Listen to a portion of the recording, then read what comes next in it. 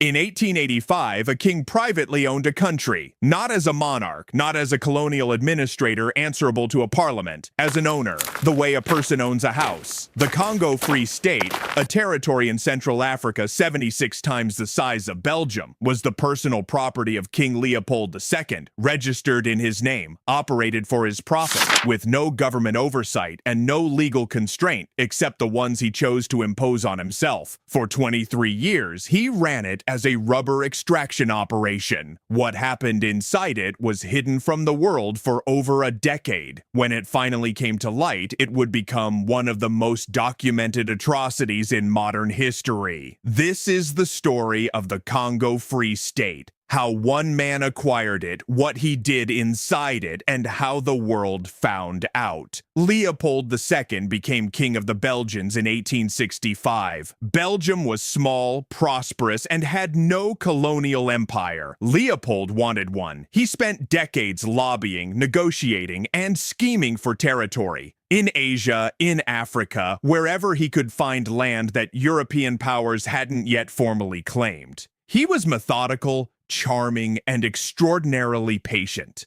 He also understood something crucial. The major European powers were deeply suspicious of each other. None of them wanted a rival to control Central Africa, but a small, neutral king with no army, that perhaps they could tolerate. In 1884, Bismarck convened the Berlin Conference, a meeting of European powers to regulate the scramble for Africa. Leopold attended. He presented himself as a philanthropist. His organization, he explained, was a humanitarian venture to bring civilization, free trade, and Christianity to the Congo Basin. He promised to suppress the Arab slave trade. He would ask for nothing in return except the right to administer the territory. No shots were fired. No treaties were negotiated with the Congolese people, who were not invited to Berlin.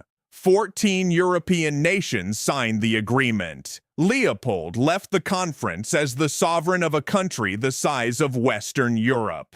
The Congo Free State had one economic purpose: rubber. In the 1890s, the bicycle and automobile industries had created a global rubber boom.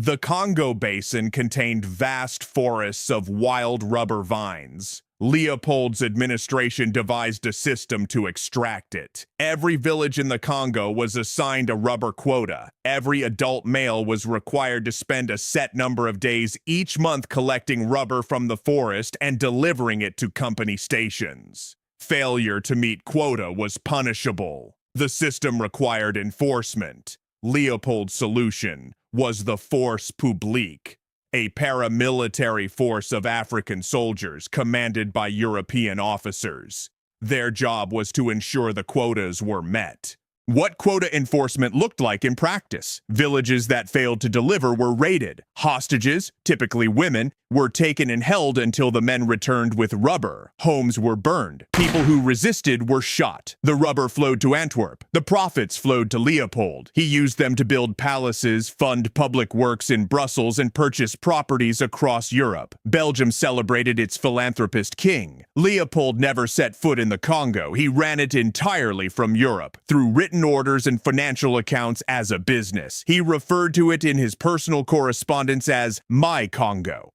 The Force Publique were issued rifles and bullets to prevent soldiers from wasting ammunition or claiming false kills to avoid patrol duty. The administration instituted a rule: every bullet fired had to be accounted for. The proof of a bullet used was a human hand, severed from the body. Baskets of hands were brought to company stations as evidence of enforcement actions. When soldiers had used bullets for hunting or fired into the air, they still needed to produce hands, so hands were taken from the living. Missionaries began documenting what they found. An English missionary named E.D. Morel, working as a shipping clerk in Antwerp, noticed something that no one was supposed to notice. Ships from the Congo were arriving full of rubber and ivory, but the ships returning were not carrying trade goods. They were carrying guns and ammunition. There was no trade. There was only extraction, enforced by violence. Morel understood immediately what this meant. The Congo was not a commercial operation, it was a forced labor system. He quit his job, started a newspaper, and began one of the first modern human rights campaigns in history. In 1900, the British diplomat Roger Casement was sent to the Congo to investigate. What he found matched every missionary account. Villages emptied by raids, people missing hands, children missing hands, a population living in systematic terror. His 1904 report to the British Foreign Office was damning, clinical, and impossible to dismiss. It named specific locations, specific incidents, specific officers. It was the kind of documentation that could not be explained away. Morel's campaign, the Congo Reform Association,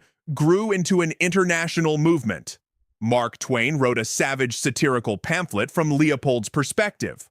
Arthur Conan Doyle published a book. Joseph Conrad had already fictionalized what he witnessed during a journey to the Congo in 1890. It became Heart of Darkness.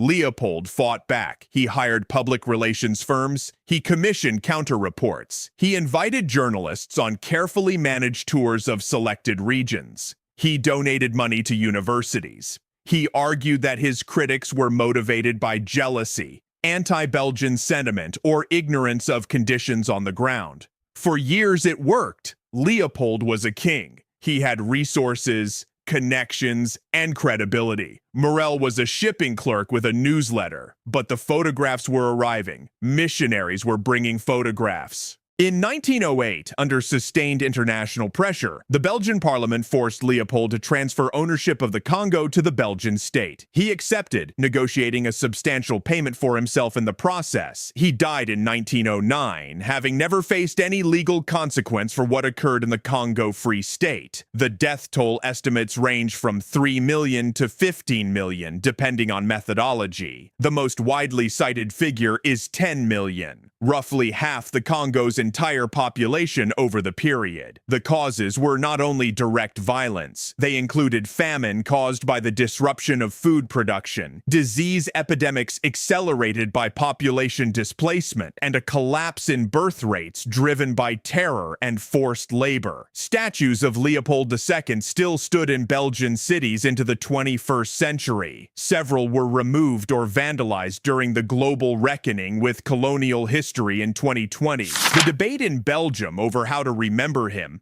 as the man who built Brussels or the man who ran the Congo is ongoing. The Democratic Republic of Congo is still one of the poorest countries on Earth, despite containing some of the richest mineral deposits in the world. Deposits whose extraction infrastructure was first built by forced labor under Leopold's administration. The Congo Free State lasted 23 years. Its consequences have lasted more than a century, and the mechanism that made it possible, one man, no accountability, absolute ownership, no outside observer, is not a historical curiosity. It is a warning about what power does when no one is watching.